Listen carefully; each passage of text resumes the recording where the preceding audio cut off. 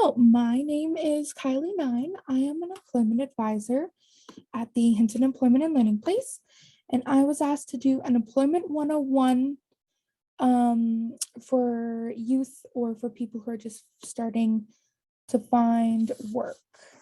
So I think my slideshow is working. Yes, okay. So employment 101. For starters,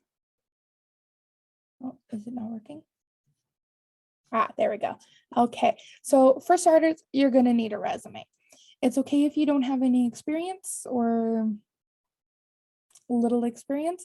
I have a couple different resumes I have to show you. So the first resume on the left here is your most common resume. It is a resume that goes for your work experience first. As you'll see at the top, you'll put your name, your place of residence, your contact information, and an email. Make sure your email is something more professional. I've seen multiple different emails that may be inappropriate, so make sure your email is probably just your name would be the safest bet. Then it goes into work experience. So you'll have the name of the company, where you worked, the times you worked. You don't need specific days. If you just know the year to year, that's okay, or month and year to month and year.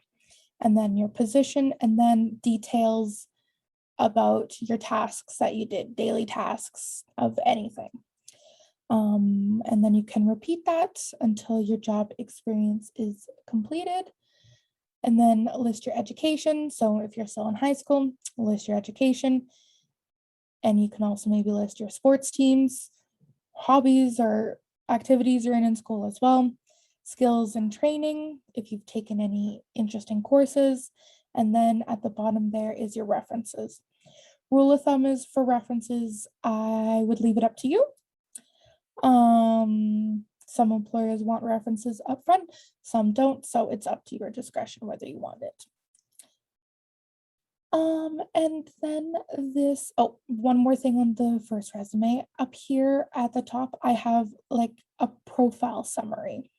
So with a profile summary, I would do that if you're looking for your first job or your first or second job, I would say. It's just a little blurb for employers to read to understand why you have no work experience on your resume or very little work experience. And you can list your hobbies, that you're in sports, so you're dedicated to sports, and so on and so forth. And then the second resume here is a resume that I would build for someone who has a lot of experience in one work or one job.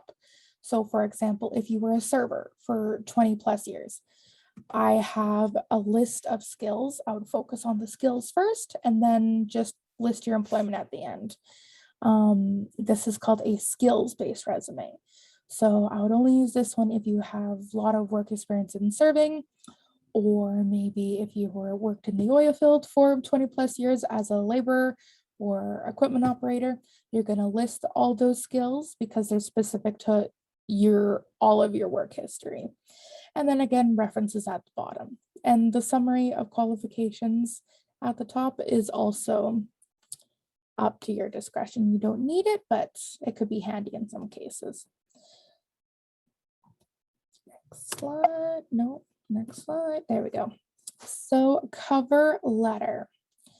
So here I have a generic cover letter. This is for if you're just passing out resumes.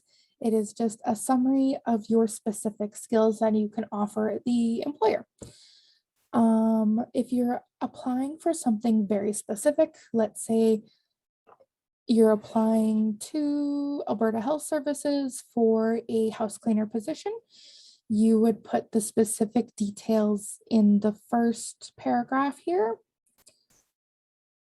Sorry, in the second paragraph here. And then at the top left corner, you would put if you knew the hiring manager instead of saying attention to hiring manager. or the address of the place you are hiring or applying to. Cover letters can be used in any application, and I do recommend them. It just shows a little bit more detail and dedication into the position. Finding work. So I have a lot of questions on how people find work. I have a list of some of the places here. Indeed is probably your best place to find work.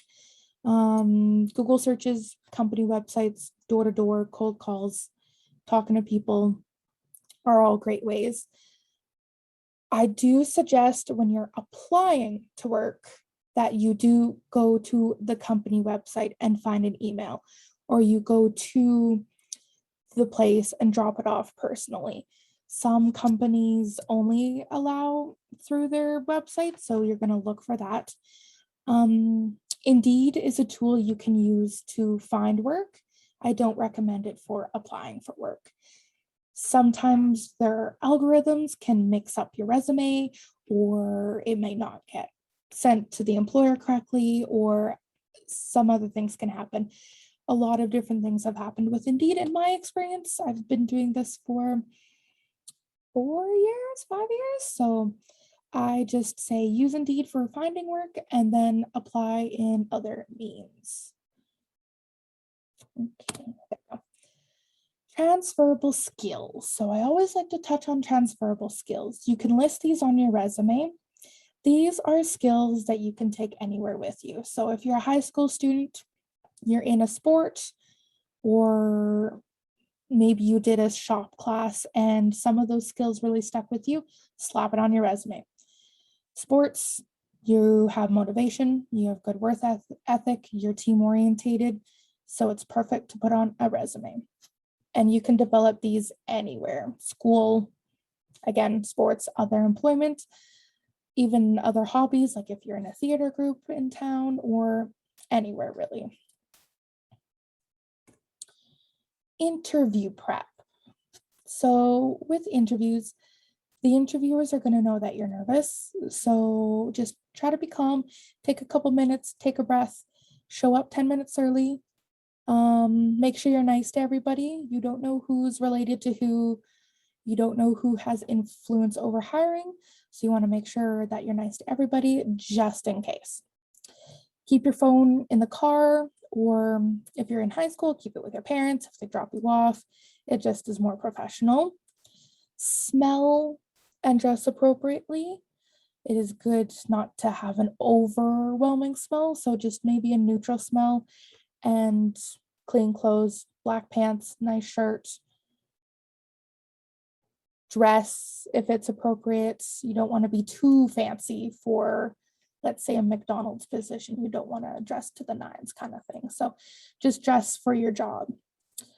Don't be afraid to take some time and think about the questions that are being asked of you. It's okay to tell the interviewer that you just need a second to think about it before you answer. You want to answer honestly and make sure you're giving the interviewer proper information. Bring a copy of your resume, references, pen and paper. Feel free to jot notes. It's always good just to be prepared just in case. And don't be scared to ask questions at the end of the interview. These questions can reflect what it takes to be successful at the job, rather than asking questions about wage or salary.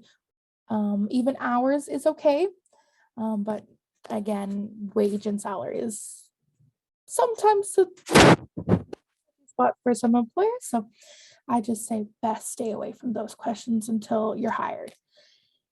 And then after the interview, follow up with an email or a call. It always looks good if employers have a lot of employees to go through and they're deciding on who to hire. If you take the time to thank them for the interview, thank them for their time, it may put you above a couple other people just because you showed work ethic and dedication to that job. If you have a disability, you have the right to choose whether or not to disclose said disability. If you do need accommodations for your disability, then you would have to disclose that to your employer. Rights and responsibilities. So there are a lot of rights you have as a worker, and I'm just going to throw this resource out there. This resource is free. Your rights and responsibilities at work. You can Google that, or you can go onto a website called Alice. I know it's a little blurry, but it's on the bottom here of the photo. alice.alberta.ca is a really great resource for rights and responsibilities at work. You need to know work hazards, unsafe work. Your employer needs to give you that information and make sure you're safe at work, and pay stubs and payments. It goes through everything. I have copies of these books. I have my contact information at the end of this presentation. So if anyone has questions, feel free to reach out. Or again, alice.alberta.ca has these resources free online. And I just wanted to go over my program. So I have a program, it's called the Person First Employment Program. It's for persons with disabilities. I assist in skill development, networking, resume and cover letter development, and I have a weekly public job seekers list. This list I do every Wednesday, and it is free for the public to come and use. We have computers at my office to use, and everyone is more than welcome to come.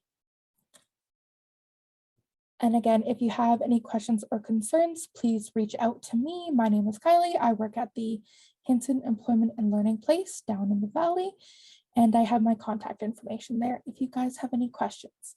So that is Employment 101.